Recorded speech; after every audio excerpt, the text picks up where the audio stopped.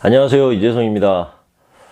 상가 임대차 계약을 진행하다 보면 원상복구 문제로 종종 분쟁이 발생하는 경우를 볼 수 있습니다.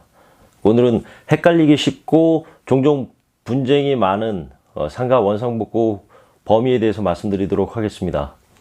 통상적으로 상가 계약서에는 임대차 계약이 종료된 경우 임차인은 부동산을 원상으로 회복하여 임대인에게 반환한다, 이렇게 보통 명시가 됩니다. 부동산을 원상으로 회복하여 임대인에게 반환한다고 하는데, 원상 회복의 기준이 애매모호한 것이 문제인 것이죠. 상가 계약 당시 아무 시설도 되어 있지 않은 빈 상가였다면 그대로 반환하면 되니까 분쟁의 소지가 없겠지만, 영업을 하고 있는 곳에 권리금이나 시설비를 주고 들어가거나, 권리금이나 시설비는 주지 않았지만 인테리어나 시설이 되어 있는 상가를 계약하는 경우에는 문제가 발생하게 됩니다. 그 문제는 이 상태에서 영업을 하다가 계약이 종료가 됐을 때 원상 회복 범위로 종종 다툼이 생긴다는 것이죠. 보통 임대인은 아무것도 없는 공실 상태를 원상 회복 범위라고 주장을 하고, 임차인은 계약할 당시를 원상복구 기준으로 생각하게 되면서 문제가 생기는 겁니다. 법으로 상가 원상 회복 범위에 대해서 명확하게 정해져 있다면 좋겠지만, 법에 정해져 있는 것은 아무것도 없습니다. 그래서 이 문제로 머리 아픈 상황이 빈번하게 발생되고 있습니다. 인수할 때 상태를 원상 회복 기준으로 봐야 되는지, 인수하기 전 원상태를 기준으로 봐야 하는지 판례를 통해서 알아보도록 하겠습니다. 판례에 대한 사건 번호는 설명란에 써놓을 테니까 시간 되실 때 한번 보시고 참고하시기 바랍니다. 처음 살펴볼 판례는 사건 번호 90-K12035 대법원 판례입니다. 이 사건은 시설물 되어 있는 곳을 인수받은 임차인이 일부만 보수한 상태에서 영업을 하였고, 임대차 계약이 종료된 상황에서 이제 원상 회복 범위에 대해서 다툼이 생겨서 소송까지 간 사례예요. 법원에서는 이전 임차인이 설치한 시설물 인수하고 그 이후에 새로운 시설물을 설치했다면 원상복구 범위는 별도의 약정이 없는 한 현 임차인이 새롭게 설치한 부분에 대해서만 원상복구를 하면 된다고 판시를 했습니다. 이전 임차인에게 인수할 당시를 원상복구의 기준으로 판결이 난 거죠.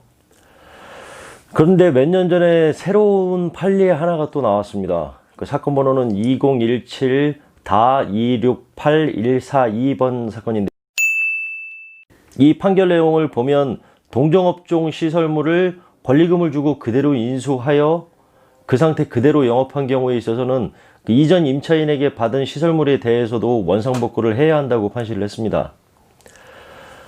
이전 시설물 그대로 영업하는 행위를 하는 포괄양수도에 한해서는 이전 임차인의 의무까지 양도된다고 판결을 한 거죠.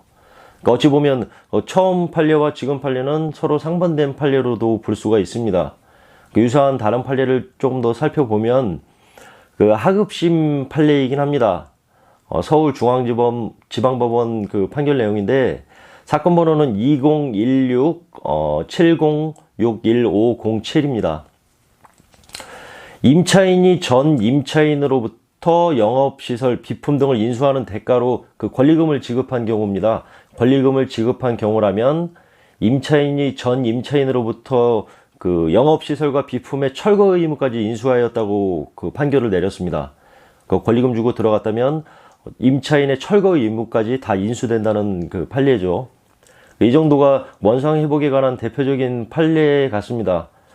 판례 내용으로만 본다면 기본적으로 인수받을 당시를 원상 회복 기준으로 볼 수 있지만, 권리금을 주었는지 또는 포괄 양수도에 의한 계약인지 등에 따라서 구체적이고 종합적으로 판단해봐야 각각의 원상회복 범위를 정확하게 알 수가 있을 것 같습니다. 판례라는 것이 상황이나 조건에 따라서 달라질 수 있는 것이지만, 공인중개사가 애초에 원상회복으로 인한 분쟁 상황을 막을 수가 있습니다. 분쟁을 막을 수 있는 방법은 상가 임대차 계약할 때 특약의 원상복구 범위를 구체적으로 기재를 하는 것이죠. 계약서상의 특약은 사회질서에 반하는 강행 법규 제외하고는 임대인하고 임차인이 협의를 통해서 어떠한 내용이든 기재할 수가 있습니다. 특약에 기재된 내용은 거의 모든 계약서상의 내용보다 우선하기 때문에 상가 계약을 할 때 공인중개사가 계약서상의 원상 회복 반환에 대한 범위를 구체적으로 명시한다면 임대인과 임차인의 분쟁이나 다툼, 소송까지 가는 상황을 막을 수가 있습니다. 원상 회복뿐만 아니라 다툼이 있을 만한 내용을 특이하게 작성해 놓아야 하는 것이 그 공인중개사의 역할이 아닐까 생각을 합니다. 오늘 영상은 여기까지 준비해 봤습니다. 끝까지 봐주셔서 감사드리고요. 아직 구독 누르지 않으신 분들은 구독 버튼 눌러주시고 도움이 되셨다면 좋아요 버튼 부탁드리겠습니다. 감사합니다.